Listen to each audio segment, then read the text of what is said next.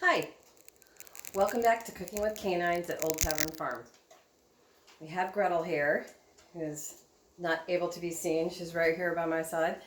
Everybody's a little restless because it's chilly and everyone's waiting for gardening season. And like many of you, I'm at home cooking for comfort, and one of my favorite comfort dishes that I learned when I was in culinary school is Spaetzle, also called German dumplings, but you know, anything that's called a dumpling is okay by me. So super easy, couldn't really be easier. It's basically flour and egg and a little milk and some salt mixed together. And I'm going to give you the recipe, but you basically have this type of batter here, sort of thick and gloppy. A spaetzle is really sort of an egg based. It really needs the eggs. So it's going to be a little sticky and a little weird to work with, but it's super fun. The kids will love it. Watch the hot water. But let's get started, okay? Spaetzle goes with everything, especially your German dishes and that type of thing. I'm going to finish mine in bacon fat and chives and some tomato leather that I have over here. So let's get started. So I have a pot of salted boiling water, and I'm going to turn it down to low so it just sort of simmers. And I'm going to get my lid off there. I'm going to turn it way down because you don't want it to be rolling boil when you do this. Just want it to be sort of slightly simmering. And I have what is called a Spaetzle maker. It's just a perforated piece of metal with a little hopper on the top. And you basically just put the batter in here and you slide it back and forth.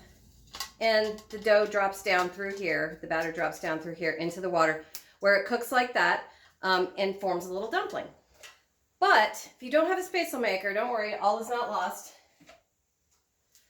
A standard dollar store plastic colander found everywhere on the face of the planet, and a spatula will do the same thing, and I'll show that too. So let's start with the Spaetzle maker. So I'm going to hook. Spaetzle maker has a little hooky thing right here on the end of it. You can just hook it to the side of your pot like that. Okay, and what I like to do is just start with a little, and I'm at simmering here, and I'm going to scrape down. It's a little weird at first to work with, just play with it. We all have time right now, right? So if you see that picture wiggling, it's because Grella wants to sniff the books that my tripod is standing on. So we have James Beard Fish Cookery, Julia Child's French Cooking, and The Joy of Cooking that is holding up this camera right now. Oh, people, I tell you. But that's okay, Let's make it work. Okay, so we got the batter in here, and all we're going to do is we're going to slide it back and forth. So as we slide it back and forth, the action of the hopper is going to drop the little dumplings down into the simmering water and cook them. So if your batter's a little bit runny or a little bit thick, just add a little more flour or a little more milk. And while I'm running this, I'm going to give you the recipe. All it is a cup and a half of all-purpose flour, or whatever flour you have, 3/4 of a cup of milk, 2 eggs, and a teaspoon of salt, and that's it. That's all that's in here. This is basically just a pasta dough, really. Okay, so my dumplings my hopper is empty, so I'm going to add a little bit more to the hopper, and sometimes just twirling the spoon will help. And then I'm going to use this little spoon. But that's all there is to it. Now, my advice is to whisk together your milk and your eggs first and then add your flour. But either way, it doesn't matter how much you mix it, how strong you mix it. It's just, this is basic German country food, Polish food, Northern European comfort food. So it really, if you just get it in the pot, it'll be fine. I'm just going to bump my heat a little bit there.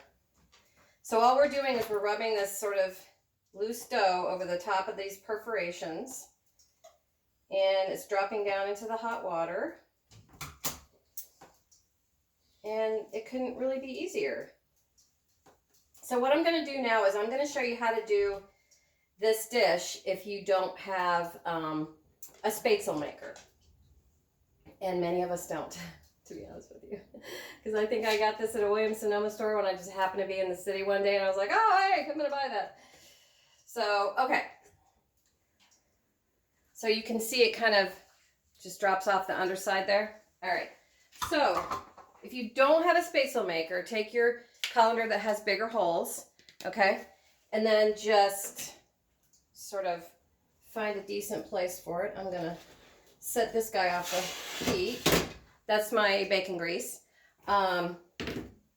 Just take your batter and very quickly, work quickly, because then sometimes it falls through the holes and lands on your counter. So, as long as your mother's not home, it's okay. When you're alone in the kitchen, who's to know? Okay, so I just dropped it right in there, right? I'm going to take my spatula, bog standard spatula, and I'm just going to push it through the holes. Now, this is not like a super fast way to do it. It is a way to do it. It can sometimes be frustrating, and right now it is frustrating me, but you get the idea. So what we're going to do is we're going to smush it through. You know what I'm going to do? Sometimes in life you just have to punt. And I'm going to punt because I don't have what I was looking for. Oh, people. Okay. So I'm going to push that through there. And it will work, trust me. Now, sometimes if you want to put your colander down, lower your water level and put your colander down over the water and push down through that, you can. These holes are probably a little small, but anyway, you get the idea. It is possible, okay? It's just not always possible here at the Old Tavern Farm kitchen. So let's just abandon that one and go on with what we got here. So, okay. So I'm going to turn my heat off.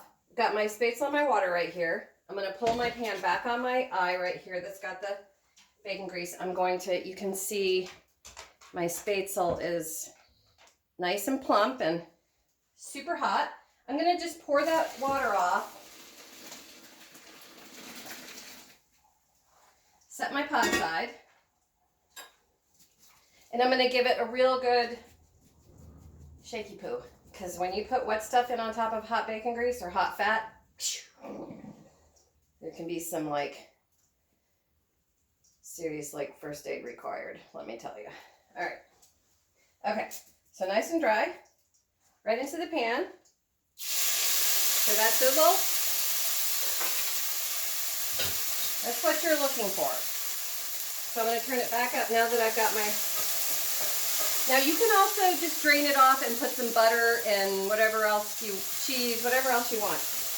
You can use this as the base of a macaroni and cheese. You can put mushrooms in there. You can treat it.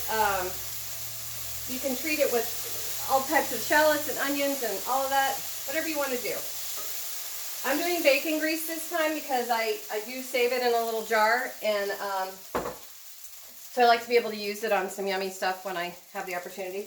So I have fresh chives from my garden, so I'm going to just pour those in there, and I'm going to turn my heat down, off, really. And I have some fruit leather that I made a couple of years ago.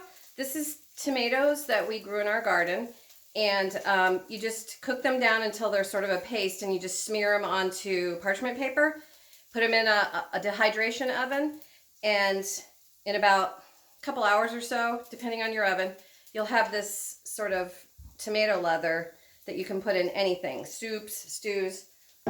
But this is probably 5 years old. Still good, it was in the freezer. So I'm just gonna tear that up, and I'm gonna lay it down over my, and this basically acts like your classic sun-dried tomato, gives you that little tang of sun-dried tomato.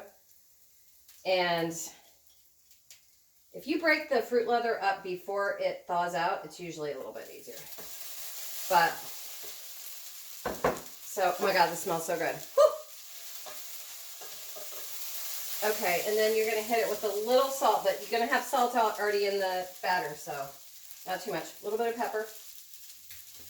Traditional Spaetzle recipes have nutmeg in them, and you're welcome to put that in there. I just tend to leave it out because I'm just not a huge nutmeg fan unless I'm eating, you know, harvest cookies or something like that. So I'm going to serve this up, and then you are going to go make your own Spaetzle and do it as you like. A lot of times the traditional recipes will use parsley and butter to finish.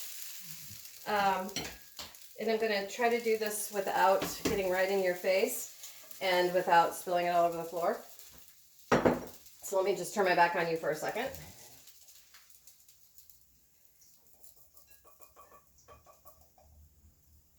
So this actually makes quite a fair amount of finished product. So there we have our Spaetzle with cooked and sauteed in bacon fat and finished with chives and tomato leather. Sometimes I forget my words because I'm getting old, that's why. So go enjoy, cook you some comfort food. That was the country of me just then. You go and cook you some country food. And be country and be happy and be healthy. Thank you for visiting. Hug, hug, hug. Bye.